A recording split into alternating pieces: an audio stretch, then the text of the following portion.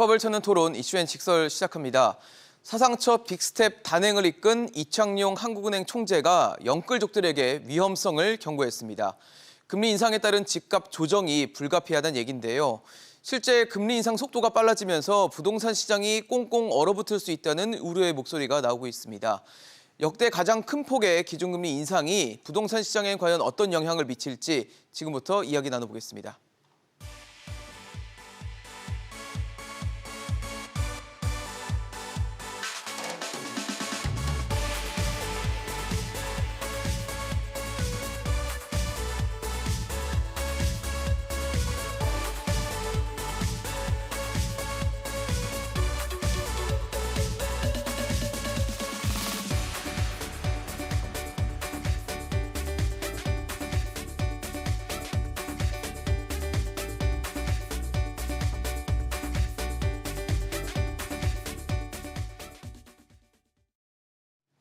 네, 오늘 함께해 주실 세 분 소개하겠습니다. 서울 디지털대 부동산학과 김준환 교수, 강남대 부동산건설학부 이재우 교수, 도시화경제 송승현 대표 나오셨습니다. 어서 오십시오. 네, 안녕하세요.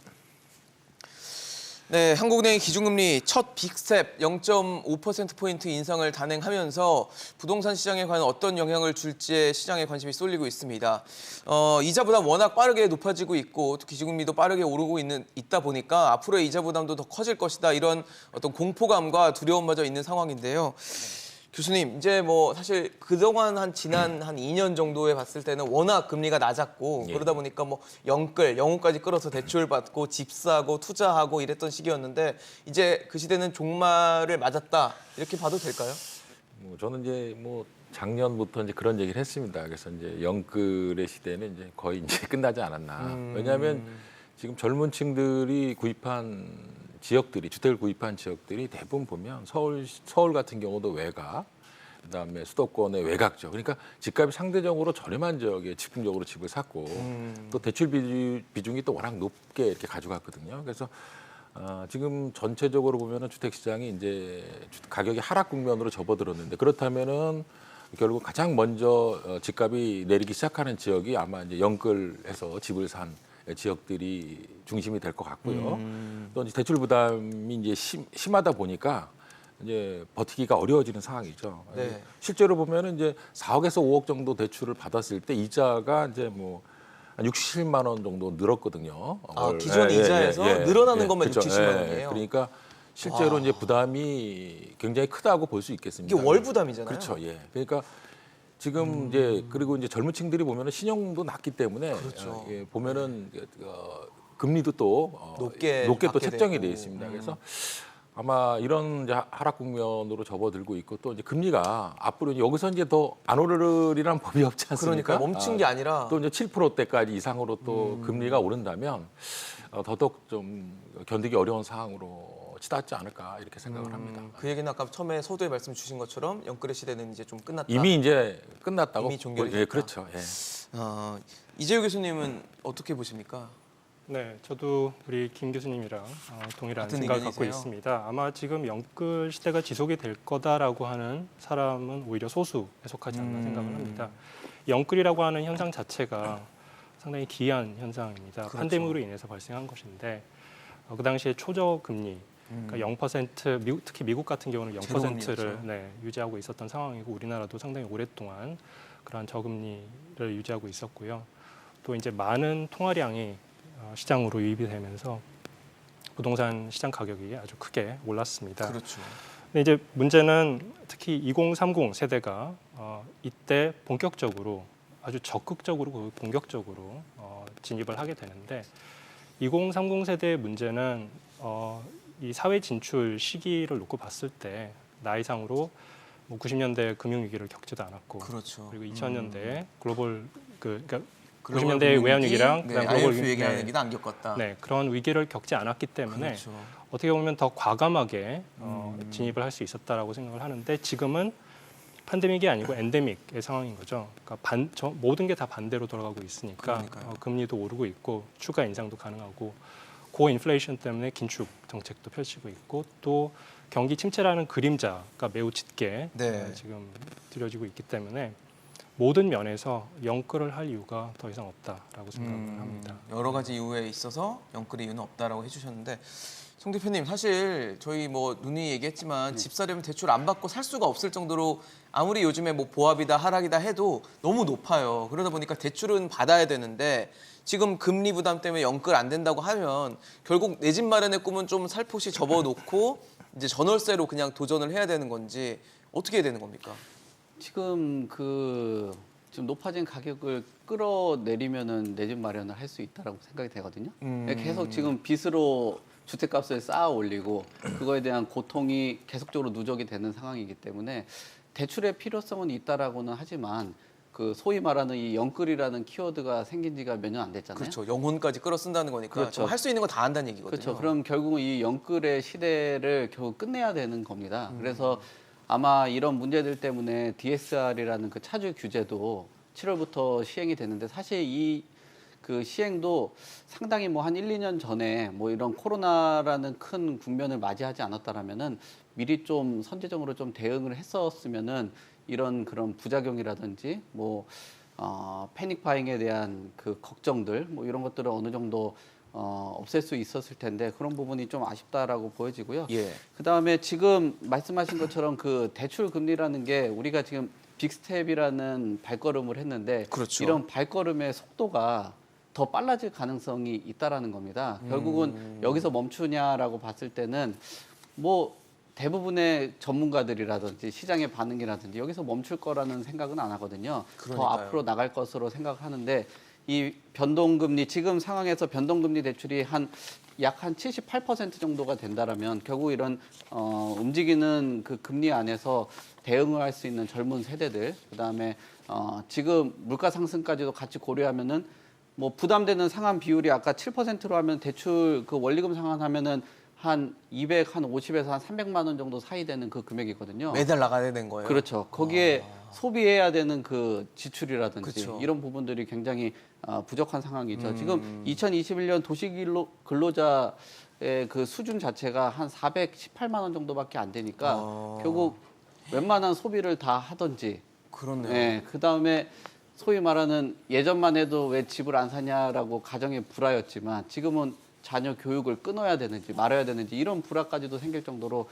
지금 문제가 굉장히 심각한 그런 상황입니다. 그래서 지금 이 영끌이라든지 대출을 더 해주는 어떤 보완을 해주는 그런 방식도 중요하긴 하겠지만 지금의 고통이 있더라도 영끌 시대는 어느 정도 끝낼 필요가 있지 않나 뭐 그렇게 생각이 됩니다. 그렇네요. 사실 지난 뭐 몇 년간의 초저금리 금리를 우리가 경험을 했고 거기서 이제 대출을 막 끌어다 쓰는 상황들이 연출이 됐었는데 사실 최근에 좀 집값들을 보면 추세적으로는 좀 하락하는 것인가에 대한 좀 의문을 던지게 하는 지역들이 특히 나와요. 근데 아까 교수님도 말씀을 주셨지만 그 젊은 층들이 많이 도전했던 서울 외곽 지역이나 그러니까 기존에 우리가 전통적으로 좀 뜨겁지 않았던 지역들이 많이 뜨거워졌잖아요. 예, 그 중에 하나가 아마 뭐 마용성 혹은 뭐 노도강 이런 지역이었는데 노도강 지역이 최근에 집값 하락이 좀 눈에 띄어서 이게 금리 인상에 좀 민감하게 반응을 하는 지역이 된 건지 그것도 좀 해석을 해주시면 좋을 것 같거든요. 그러니까 노원구, 도봉구, 강북구, 그러니까 노도강이라고 그러죠. 그러니까요. 이 지역이 고점 대비로 뭐 한 작년 고점 대비로 15에서 20% 정도 하락을 했거든요. 집값이요? 예. 근데 이제 이것이 이제 금리 인상에 어떤 영향도 있다고 생각하지만 네네. 기본적으로 이제 노도강 지역이 상대적으로 좀 서울 지역에서는 좀 늦게 이제 집값이 오르기 시작했고요. 아, 그렇죠. 여기에 이제 뭐 젊은층들이 많이 매수를 했는데 결국 이제 그 많이 오른 만큼 뒤늦게 이제 많이 오른 만큼 상대적으로 빠르게 먼저 반응해서 떨어지는 것 같아요. 예, 그러니까 여기에 실제적으로 집을 매수했던 분들이 실거주자도 있지만 이제 투자 수요도 있기 때문에 그렇겠죠. 이분들이 이제 더 이상 집값이 오르지 않으니까 이제 금리 부담만 더 늘어나는 거죠. 예, 그러니까 집을 이제 내놓기 시작하는데 이 거래라는 것이 이제 처음에 이제 내놓은 가격에 집이 안 팔리기 시작하면 계속 집값이 이제 떨어지는데 노도강 지역이 지금 보니까 결국 이제 매수자 우위로 이제 바뀌었거든요. 그러니까 매도하는 사람들은 물건을 계속 내놓고 가격을 이제 낮춰도 팔리지 않으니까 계속 지금 이제 하락하는 추세라 이게 이제 어느 정도까지 이 노동강 지역이 가격이 멈출 거라는 것을 예측하기 어렵습니다. 근데 봤을 때 아마 최소한 올해 하반기까지는 집값이 이렇게 약세가 지속될 것으로 생각을 합니다. 그래서 결국 이제 지금 강남 지역은 크게 집값이 지금 움직이지 않잖아요. 그러니까요. 소폭 하락하거나. 그래서 제가 봤을 때 이제 전체적인 시장의 대세 하락 국면으로 접어들지 않았다고 보는 이유가 이게 보통 대세 하락 국면으로 접어들면은 집값이 비싼 강남 등 집값이 비싼 지역들이 이제 선행적으로 이제 집값이 하락하기 시작하는데 지금 단계에서는 이제 강남 지역 같은 고가 주택 지역은 이제 하락을 하지 않고 그러니까요. 그 외곽 지역이 하락하고 있어서 이것은 전체적으로 봤을 때 이제 어떤 수요 구도가 이제 재편이 되고 그 금리가 이제 고금리 이제 시대로 접어들기 때문에 그러니까요. 실제적으로 이제 투자했던 그 수요자들이 이제 버티지 못하는 상황이다 이렇게 볼 수 있겠습니다. 그래서 하여튼 제가 봤을 때는 올해 말까지는 아마 이런 시장 추세가 지속되지 않을까 이렇게 생각을 합니다. 이 노원, 도봉, 강북 이런 지역, 그러니까 서울 외곽 지역 같은 경우는 집값 하락폭이 계속될 거다. 예. 아니 더 빠지는 걸 생각해야 된다는 얘기네요.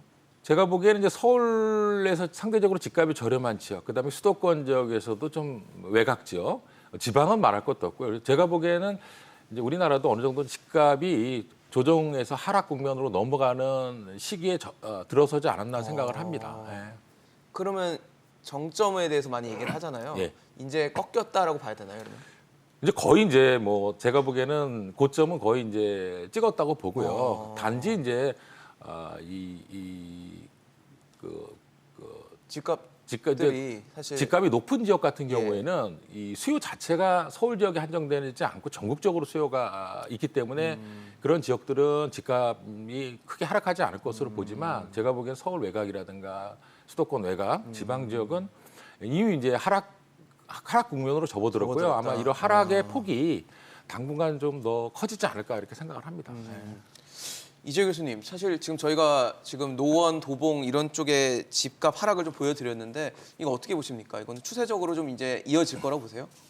네, 이러한 추세는 이어질 수밖에 없는 상황이라고 그래요? 보고요. 또 이 지역은 상대적으로 또 그 금리 변화에 더 민감하게 반응할 수밖에 없는 상황입니다. 왜요? 이거 이유를 좀 말씀해 주시면 일단 왜 금리라는 건 사실 모두에게 적용되는 이슈인데 이 지역이 유독 이런 데는 이유가 있을 것 같거든요. 네, 일단 서울에서도 유난히 이 3개 구의 중저가 단지가 좀 밀집해 있습니다. 그리고 또 오래된 집들이 상당히 많고요. 예. 그래서 막 부동산 가격이 오를 때 서울에서 마지막 남은 성지다라고 하면서 뒤늦게 올랐고. 그렇죠. 네, 실수요자도 많이 몰리고 또 특히 또 다시 2030 세대가 그래도 그나마 부담을 덜 갖고 진입할 수 있었던 것인데 이제 문제는 이 2030 세대가 들어갈 때 아무래도 뭐 소득 수준이라든지 여러 면에서 대출을 받을 수밖에 없는 상황이었고 그렇겠죠. 그렇다고 또 대출이 쉽게 이루어지지 않는 상황이니까요. 특히 담보대출 같은 경우에는 맞아요. 신용대출까지도 받는 상황이었습니다. 그런데 대부분이 이제 뭐 변동금리 상품이다 보니까 네네. 이런 경우에는 더 민감하게 반응할 수밖에 없는 거고요. 그리고 아까 또 의견이 나왔습니다만 서울에서 저평가되어 있던 지역이다 보니까 그만큼 크게 오르고 또 떨어질 때는 더 빨리 떨어지고. 떨어지는 그러한 결과를 낳고 있습니다. 장기적으로 봤을 때는 계속 떨어질 가능성이 높고요. 그래요. 실제로도 지금 이제 통계적으로 봤을 때 네. 이런 추세가 과연 꺾일 수 있을까?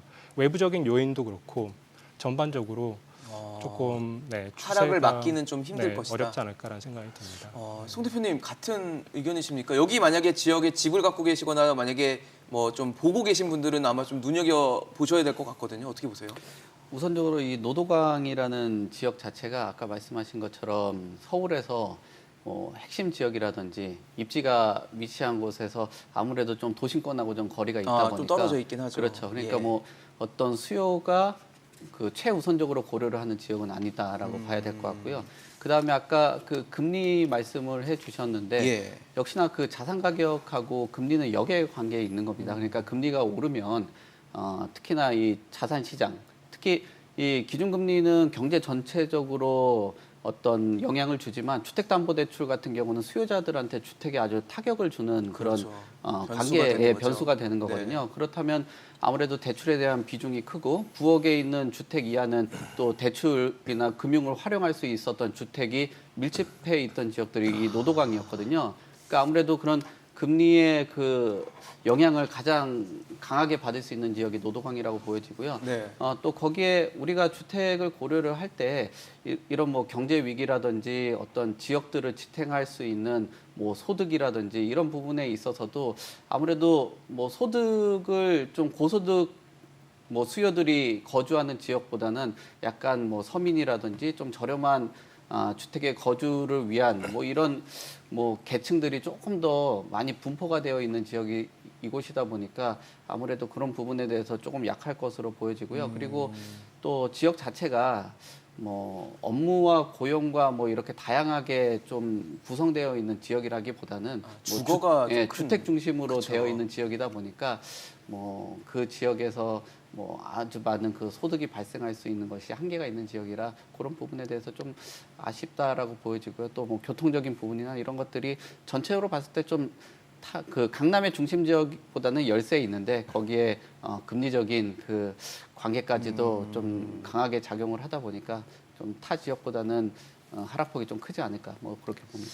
세 분 말씀 들어보니까 지역적 특성이 좀 있다라는 생각이 좀 드는데 사실 뭐 노원, 도봉, 강북 지금 말씀 주신 것처럼 주거 지역의 비중이 좀 높은 지역인데 용산은 좀 그렇지가 않거든요. 용산은 좀 혼재돼 있는 주거도 있고 뭐 지금 대통령실도 심지어 가 있고 이래서 뜨거웠던 지역인데 이번에 지표를 보면 4개월 만에 하락으로 전환을 했습니다. 그렇죠. 이건 어떻게 봐야 돼요? 용산 같은 경우에는 뭐 강남하고 거의 필적할 만한 그런 주거 지역인데 이제 서울 집값이 이제 서초구를 제외하고는 지금 다 조금씩 떨어지고 있거든요. 이제 서초구도 제가 보기에는 뭐 조만간 이제 하락세로 접어들 것 같은데 단지 이제 하락폭은 강남 지역하고 용산구 같은 경우에는 하락폭이 좀 작아요. 다른 지역보다. 그래서 용산도 이제 어느 정도 고점을 이제 찍었다라는 부분인데 다분히 이제 제가 항상 말씀드리는 게 주택 가격이라는 것은 수요자의 심리가 다분히 좀 반영이 되는데 지금 이제 그 전에는 문재인 정권 때는 집값이 계속 오르겠다라는 그 심리가 굉장히 강했다면 그렇죠.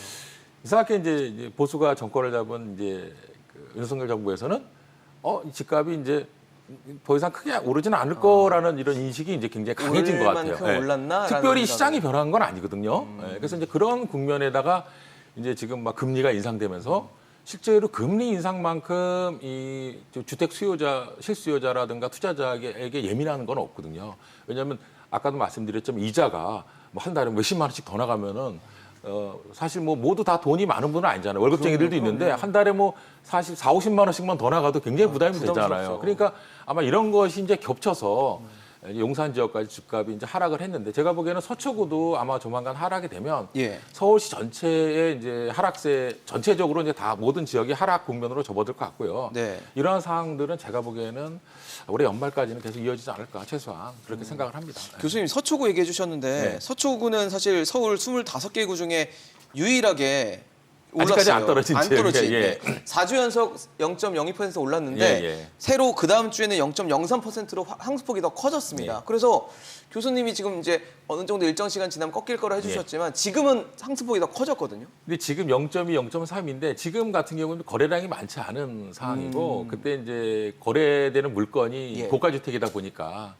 고가주택 특성상 뭐 가격이 이렇게 막 그 떨어진 가격에 그 네. 거래가 잘 되지 않거든요, 사람들이. 그래서 지금 이제 서초 같은 경우도 그런 데이터가 반영이 돼서 지금 뭐 마이너스가 되지 않은 상황인데 네네. 제가 보기에는 거래가 이제 어느 정도 좀 이루어지기 시작하면 서초구도 이제 좀 소폭 하락 국면으로 조만간 접어들 거라고 생각을 하고요. 네네. 그래서 이제 서울의 집값이 일본 같은 경우에는 집값이 이제 하락 국면으로 이제 큰 폭으로 하락할 때는 고가 지역부터 떨어졌는데 네네. 우리나라는 좀 약간 상황이 다른 것 그렇네요. 같아요. 그래서 원래대로 일본 같으면은 강남 지역이나 용산 이런 고가 지역이 크게 떨어지고 나머지 지역이 떨어져야 되는데 우리나라는 제가 보기에는 고가 지역은 상승폭이 좀 짙고 네. 그다음에 이제 그 외의 지역들이 좀 먼저 떨어지고 상승폭이 크게 나타나지 않을까 이렇게 생각을 합니다. 교수님 어떠세요? 용산구는 좀 어떻게 보십니까? 네, 뭐 용산이라고 해서 뭐 크게 대세 를 비껴갈 수는 없다라고 생각이 듭니다. 빠질 것이다 또. 네, 그리고 특히 지금 일부 지역에서는 아직 덜 빠지고 있는 건 사실이지만 그게 거래량이 워낙 적다 보니까 과연 그걸 그대로 받아들일 수 있을지는 모르겠습니다. 그 과거에도 전체 시장을 대표한다고 볼 수 있을지는 네, 의문이다. 네, 그래서 그게 약간 왜곡이 되었을 가능성이 있기 때문에 조금 더 이제 시간을 갖고 지켜봐야 될 것 같습니다. 일단은 뭐 과거에도 고가 주택이 밀집되어 있는 강남에서 상당히 많이 빠졌었고요. 그때도 하락폭이 더 큰 그런 경험을 우리나라에서도 해본 적이 있습니다. 근데 지금 이제 우리나라에서 워낙 크게 금리 인상을 시켰지만 그래서 빅스텝이라고 말을 하고 있습니다만 지금 뭐 어제 오늘 새벽에 미국 분위기를 보면 예. 거긴 뭐 빅스텝 정도가 아니고 뭐 전보 스텝, 네. 뭐 스텝 정도가 아니고 점프를 할 지금 태세이기 맞아요, 때문에 맞아요. 심지어 그 1.0% 네, 포인트를 울트라 올릴 수도 스텝이나 있다. 뭐, 네, 네, 그런 100bp를. 그 정도로 지금 생각을 하고 있기 때문에 과연 이러한 급격한 금리 인상의 그런 압박을 견뎌낼 수 있을지는 잘 모르겠습니다. 그리고 더 중요한 거는 네. 그럼 반대로 집값을 상승시키거나 유지시킬 수 있는 어떤 요인들이 뭐 뭐가 있느냐? 있냐. 근데 딱히 보이지가 않거든요. 네네. 물론 뭐 굳이 찾는다면 이제 코로나 때 시작이 되고 또 특히 우크라이나 사태로 인해서 악화가 된 어떤 그 건설 자재 예. 그 공급망 차질로 인해서 자재값이 상승하고 있긴 합니다만 그게 미치는 영향은 아직까지는 좀 제한적이다라는 생각이 들고요. 또 공급을 한다라고 하더라도 예. 최근 우리 시장을 보면 공급에 의해서 이 가격이 좌우됐다라고 보기는 좀 어려운 것 같습니다. 공급량을 수요가 늘리더라도 잡아갔다. 여전히 가격이 올랐을 때도 있기 때문에 그렇습니다. 네네. 그래서 그런 면에서는 결국에는 부동산 규제 완화를 초기에 선언했다가 지금은 조금 이제 그 한 발 물러선 정부가 어떤 입장을 취하는지에 네네. 따라서 그 하락의 어떤 폭이라든지 성격이 결정될 것으로 생각됩니다. 사실 많은 분들이 지금 생각하시는 게 하락장, 그러니까 대세 하락장인지 아니면 이제 잠깐 관망하는 것인지 정부의 정책이 아직 확실하게 나오질 않았으니 좀 지켜보는 것인지에 대해서도 의문을 갖고 계시는데 송 대표님은 어떻게 보십니까? 추세적으로 집값은 다 떨어지는 국면으로 접어들었다라고 봐도 과언이 아닐까요? 그 아까 서초만 우두커니 서 있다라고 네. 말씀을 주셨던 것 같은데. 서초가 황승폭이 확대됐어요. 네. 근데 그게 뭐 지속될 수 있냐라고 보기엔 결국은 그냥 동조해서 갈 수밖에 없다라고 보여지거든요. 지금 상황에서는 결국은 그런 어떤 오르는 지역의 숫자들이 계속적으로 줄어들고 있어요. 상승폭은 줄어들고 네, 상승폭도 줄어들고 예전에는 뭐 강남 상구에서 네네. 강남, 용산, 서초 이렇게 하다 이제 용산도 꺾였다 보니까 그러네요. 서초도 뭐 앞으로 이제 그 추이에 동조해 갈 수밖에 없다라고 보여집니다. 왜냐하면은 소득이라는 게 결국 발생을 해야지 주택 가격이라든지 뭐 이런 것들이 있는데 그렇죠. 단순히 우리가 보통 강남이나 용산이라는 고가 주택들이 밀집되어 있는 지역들은 주택담보대출이 적기 때문에 네네. 영향이 적다라고도 볼 수는 있겠지만 근데 아까 제가 말씀드렸지만 주택담보대출 말고 기준금리라는 거는 경기 전체적으로 영향을 주는 거거든요. 그러면 본인이 그곳에 거주를 하고 계신 분들의 사업소득이 또 줄어들 수 있는 거예요.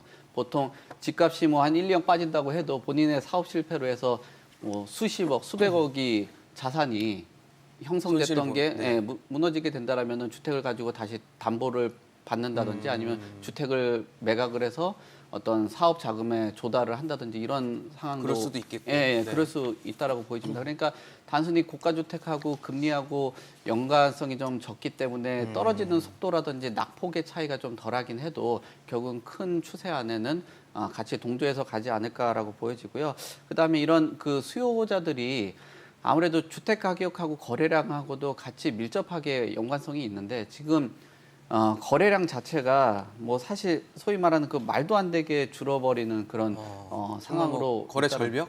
그렇죠. 그러니까 예전 같은 경우는 수요가 폭발적으로 늘어나서 가격을 끌어올렸다라면 지금은 앞에 말씀드렸 한 것처럼 뭐 공급에 대한 수급 불균형에 대한 그런 우려들이 있었지만 지금은 솔직히 말하면은 공급 부족을 걱정할 게 아니라 수요 부족을 지금 걱정해야 될 그런 상황입니다. 지금 수요 부족론에 대해서 고민을 해야 되는 상황인데 지금 수요들이 결국 발생하기 위해서는 뭐 대출을 좀 활용을 한다든지 아니면 어떤 뭐 인센티브를 통해 가지고 본인의 자산 증식을 할 수 있다든지 내 집 마련을 할 수 있는 그런 상황들이 돼줘야 되는데 금리도 계속 올라가고 그게 안 있고 되네요. 대출 규모도 지금 축소가 되고 있고 앞으로의 그런 긴축적인 부분이라든지 경기 침체 그다음에 금리 인상의 정점이라는 인식이 지금이 아니라 뭐 내년 상반기까지도 계속 이어질 거라는 그런 전망까지도 나오고 있는 상황에서 지금 이런 공격적인 투자가 가능할까라는 것도 생각을 해봐야 되는 거고요. 또 용산을 비롯해서 강남권 같은 경우도 사실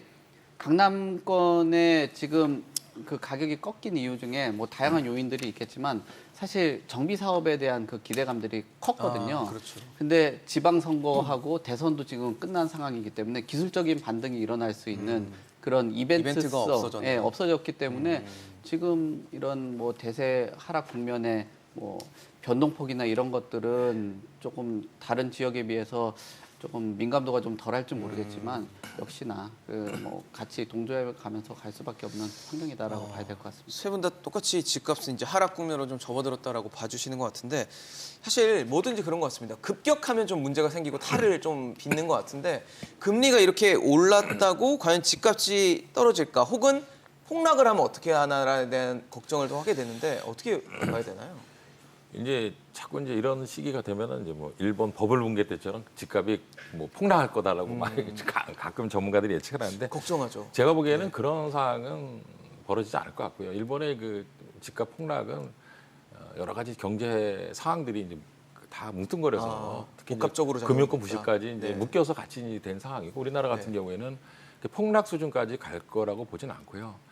단지 이제 이미 이제 제가 판단하기에는 수도권, 서울 수도권 일부 지역, 특정 지역을 제외하고는 특히 이제 지방, 중소도시라든가 이런 지역들은 이미 오래전부터 집값이 이제 빠지기 시작했거든요. 이러한 추세는 제가 봤을 때는 이미 시작이 됐고 이제 이것이 이제 지역을 확대해 나가는 상황이다 이렇게 볼 수 있겠습니다. 그래서 그렇다면은 서울 일부 지역을 제외한 대부분의 지역, 그다음 수도권도 이제 특정 지역을 제외한 대부분의 지역들이 집값이 이제 어느 정도 하락하는 국면으로 접어들었다고 볼 수 있겠고요.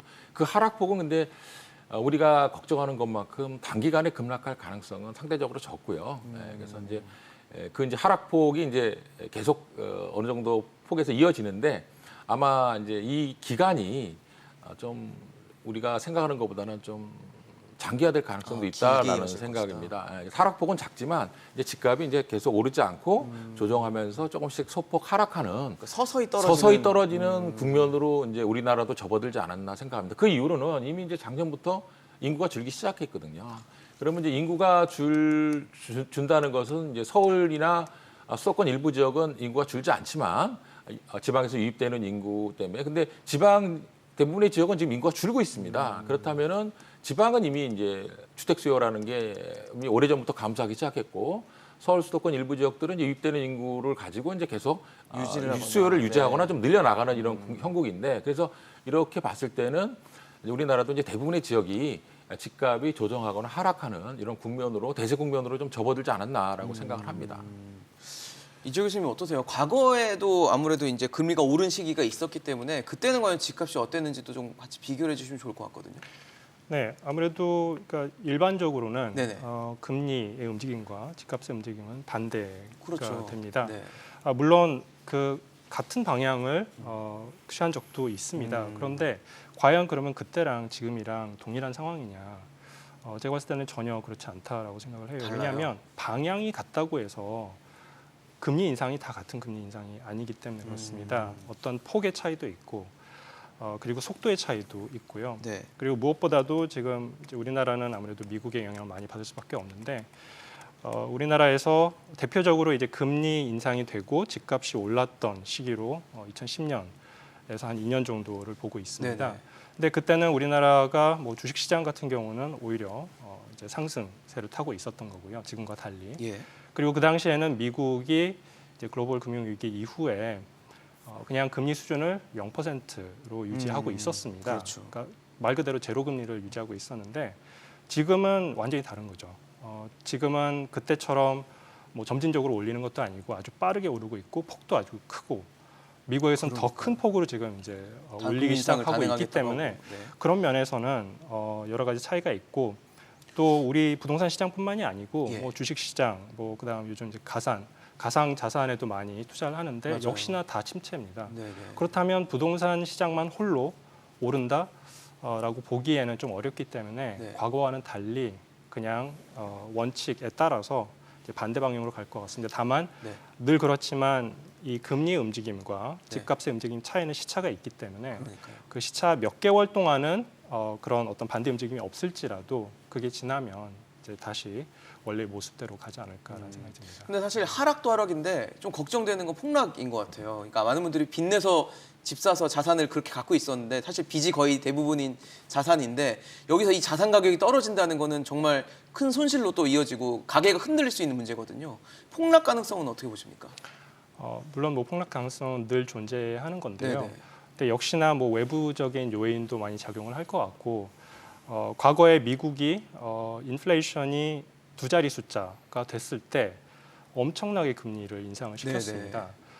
그런데 두 자리까지 간다면 그런 외부 쇼크가 클수록 또 많이 떨어질 가능성은 있지만 그래도 뭐 미국 정부도 그렇고 우리 정부도 그에 대응하는 정책을 펼치기 때문에 글쎄요 완전히 폭락할 가능성은 별로 적지 않을까라는 생각이 듭니다. 근데 지금 미국 CPI가 막 9%대고 상회 뭐 10%대가 될 수도 있다는 걱정 어린 시선도 있는 상황이라면 금리가 아주 빨리 큰 폭으로 더 오를 것이고 그러면은 폭락도 좀 준비를 해야 되는 건 아닌가에 대한 물론입니다. 걱정이 좀 네네, 되거든요. 준비할 필요가 있고 그것 때문에 이제 정부의 정책이 조금 유연하게 돌아가야 될 거라고 생각을 그래요? 합니다. 네.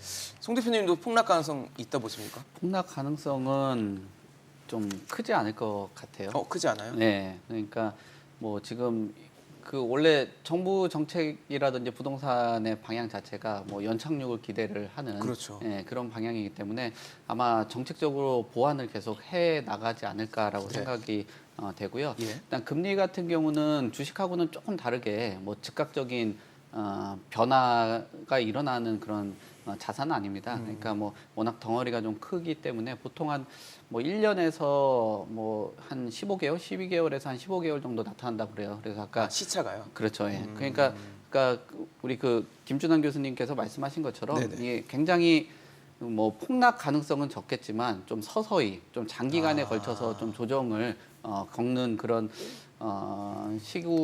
시기에 돌입하지 않았나라고 보여지고요. 또 금리 같은 경우가 금융위기 때 보니까 보고서를 어떤 그 연구 보고서 보니까 보통 금융위기 전에는 그 금리가 주택 가격에 굉장히 예민하게 반응을 했다라면 지금 금융위기 이후에는 뭐 유동성이 좀 더 그 예민하게 반응을 하는 그런 시기예요. 그래서 뭐 시중에 여전히 그 있는 그런 유동되는 그 자금들이나 이런 것들이 굉장히 급격하게 떨어질 때 또 다시 어떤 자금들이 들어갈 수 있는 요인들이 충분히 있기 때문에 네네. 뭐 변동폭이 굉장히 크지는 않더라도 그 시기를 가지고 좀 장기간 뭐 쭉 엿가락처럼 쭉 늘어지는 듯한 네네네. 뭐 그런 모습들이 이어지지 않을까 보여지고요. 예. 다만 제일 걱정이 되는 거는 이런 그 집값에 대한 그 붕괴보다는 뭐 지금 금리가 급격하게 올라가면서 사실 그 주택 가격의 그 뭐랄까 대출 비율보다 전세 가격의 대출 비율이 훨씬 더 지금 크거든요. 뭐 한 7, 80% 정도까지 대출을 하기 때문에 네. 나중에는 좀 위기가 생긴다면은 뭐 전세 가격이 폭락하는 뭐 그런 걱정들을 좀 해야 되는 거 아닌가. 지금 그나마 월세 가격이 전세 가격 대비해서 지금 전환율이 좀 적어서 월세 쪽으로 사람들이 수요들이 이동을 하긴 하겠지만 뭐 월세 가격까지도 같이 올라가면 둘 중에 선택을 만약에 전세를 했을 때 전세 가격의 이런 부채 비율이 큰 거에 대한 그런 심각성, 그 임대 시장의 붕괴 뭐 이런 거에 대해서도 좀 고민을 해봐야 될 것 같습니다.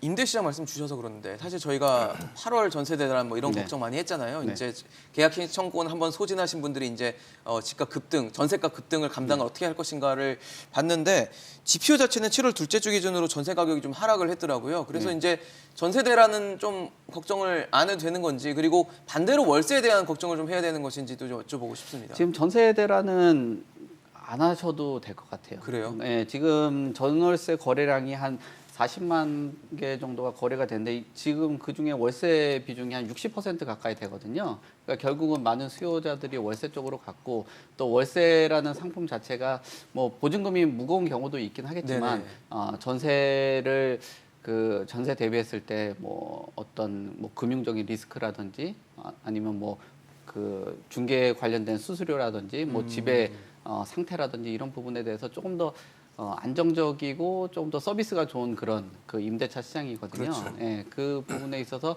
많은 수요들이 넘어갔고 만약에 그 대란들이 일어난다라고 봤을 때는 결국은 그 대란에 걱정되는 거는 전세 물량들이 적어져야 되는데 네. 지금 뭐 조정된 가격에서 또 누적되는 그 재고되는 전세 물량들이 늘어나고 있는 그런 상황이기 때문에 전세 대란에 대한 걱정들은 좀 덜할 필요가 있지 않나. 다만 지금 전세 계약을 하신 분들 네. 또 앞으로 계획을 하셨던 분들 같은 경우는 앞으로 그 늘어날 것으로 예상이 되는 그 또 올라갈 것으로 예상되는 금리에 대해서도 미리 좀 대비를 하고 그다음에 뭐 깡통 전세가율이 너무 높은 거, 뭐 이런 네. 것들 같이 고민을 해봐야 될 것 같습니다. 전세 가격 오르는 것도 리스크가 있겠지만 결국은 전세 가격은 고정돼 있지만 집값이 떨어지면서 전세 가율이 올라갈 수도 있는 거거든요. 그 그러면서. 부분에 대해서 좀 예민하고 조금 리스크가 있다라고 하면 무리해서 전세를 들어가는 것보다는 네.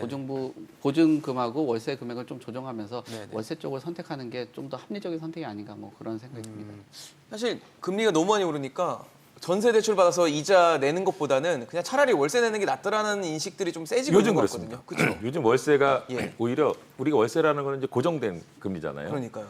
우리가 정해진 계약금, 집주인이란 계약한 계약에 대로. 의해서 뭐 2년간 뭐 얼마를 줄게, 줄게 월. 하는 네. 건데 지금 계속 금리가 뭐 6% 보통 대출 금리가 그러니까요. 6% 이상 네. 뭐 되다 보니까 오히려 이제 4%대 막 초반 정도 되는 전환율이 더 싼 거예요. 그러니까 지금 일부러 최근에 계약하는 분들이 일부러 전세값 오를 때 그 오른 부분에 대해서 대출을 받아봐야 이자가 더 비싸니까 그러니까요. 그만큼 월세로 지금 계약을 하는 추세가 굉장히 높다 그래요. 그래서 지금 한 60%까지 간 게 순수 월세가 아니라 거래량 중에서는 60%인데 여기에 이제 보증부 월세라는 게 또 있잖아요. 네네네. 그래서 이제 이런 거까지 포함이 돼서 지금 이제 우리나라가 그 몇 년 전만 해도 이제 소형 원룸이라든가 이런 오피스텔 이런 경우가 월세가 중심이 되었다면 네네.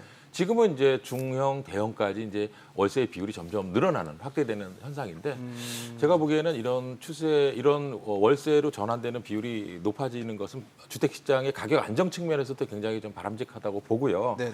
아마 이런 추세는 계속 늘어나는데 이제 당분간 이제 지금 금리가 안정되지 않으면 이런 부분에 대해서는 월세 선호도가 더 높아지지 않을까. 세입자 측면에서도 예, 예. 훨씬 싸니까 그렇게 판단이 됩니다. 네. 근데 저희가 왜 편견일 수도 있는데 전세가 월세보다 좀 선호되는 경향들이 있었잖아요. 그렇죠. 조금 더 안정적이다라는 예, 예. 생각도 있고. 근데 이렇게 월세로 간다는 게 시장적인 측면에서 좀 괜찮다고 봐도 되는 건가요?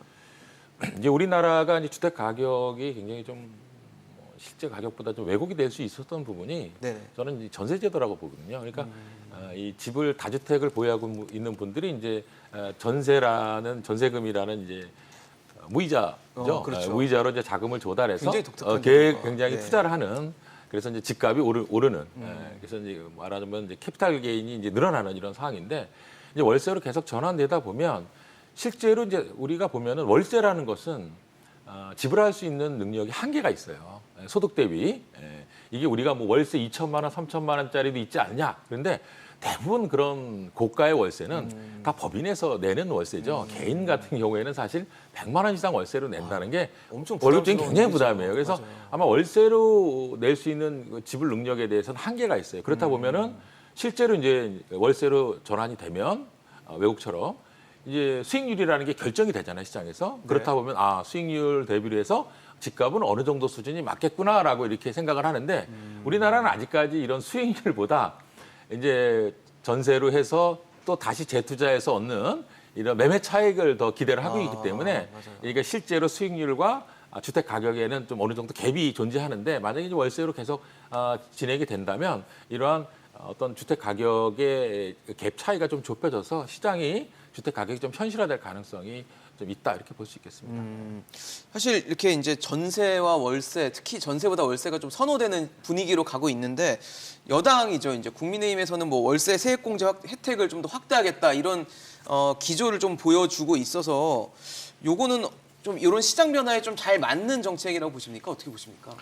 네, 아무래도 임차인이 이제 그 추가로 부담하는 네네. 것들이 많다 보니까 그 부담을 좀 줄여줄 수 있는 대책들이 필요한 거고요. 지난 6월에 발표된 대책을 보면 예. 그런 부분들이 많이 드러납니다. 또한 임차인을 겨냥한 게 아니고 임대인을 겨냥한 것도 결국에는 임차인에게 도움이 되는 것이죠. 그러니까 상생 임대인 제도를 통해서 네네.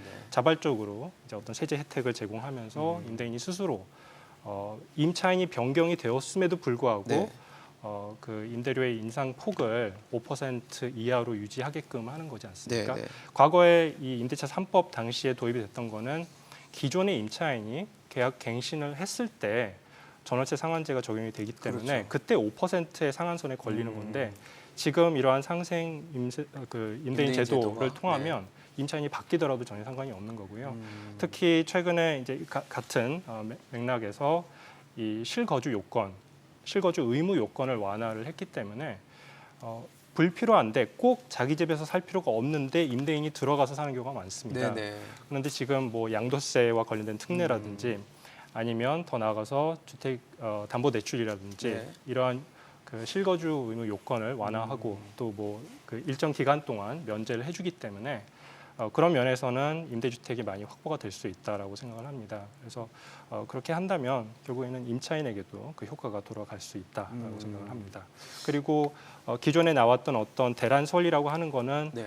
한꺼번에 계약 갱신을 요구할 수 없는 임차인들이 네, 시장에 쏟아져 쏟아 나오는 나오는 거를 네, 걱정을 그거를 했던 거죠. 전제로 한 것인데 예. 그게 순차적으로 진입할 수밖에 없기 때문에 8월부터 이제 더 이상 갱신을 요구할 수 없는 임차인들이 생기는 것이지 그렇죠. 여전히 다수는 네. 기존의 그 계약이 아직 만료하지 않았기 때문에 아직은 보호를 받고 있는 상황이라서 어떻게 보면 기우였다라고 생각이 됩니다. 하지만 처음으로 도입이 되었던 제도이기 그러니까요. 때문에 그러한 염려가 발생한 것은 충분히 가능하다고 생각합니다. 송 대표님께는 종부세 좀 여쭤보고 싶어요. 네. 종부세 워낙 뜨거운 이슈고 우리나라 부동산 시장에서 가장 뜨겁다고 봐도 과언이 아닌데 지금 주택수로 종부세를 매기던 방식을 이제 액수를 합쳐서 집값을 합치는 것으로 가겠다라는 게 아마 정부의 개편 기조인 것 같아요. 그러니까 뭐 조세 형평성 이런 얘기인 것 같은데 어떻게 보십니까? 이거는 괜찮은 방향이라고 보세요?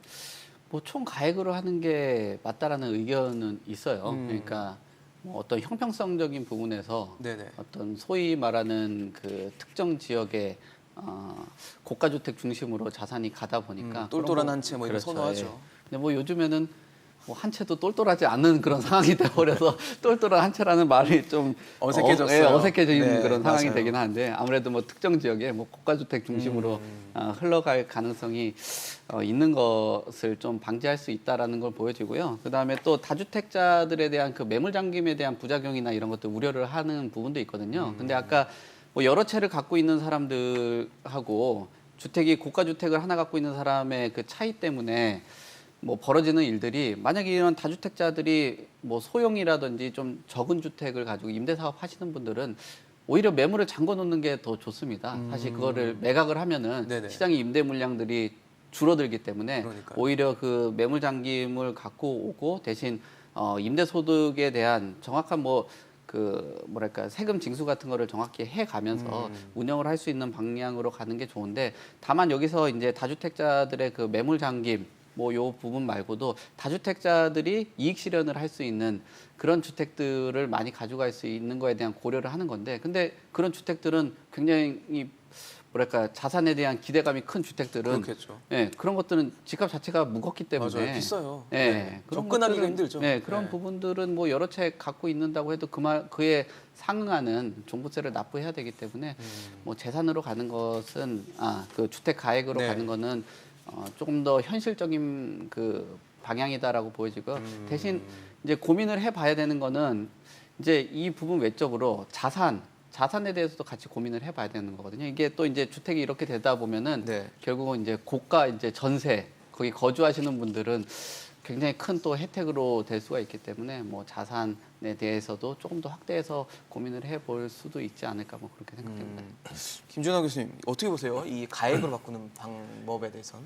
실제로 이제 그 뭐 특히 2주택, 3주택 지방 갖고 계신 분들은 다 합해봐야 10억이 안 되는 경우도 많거든요. 근데 그렇죠. 뭐 강남에 집 한 채 갖고 있으면 뭐 15억, 20억, 20억, 30억, 거기에 40억 40억, 이런데 예, 이러니까. 근데 그분들 입장에서 보면 굉장히 좀 억울하죠. 그래서 제가 보기에는 일정 가액 뭐 10몇 억 정도 이렇게 상한선을 두고 전체 이제 뭐 2주택이든 3주택이든 그 가격이 그 이하 미만일 때는 네.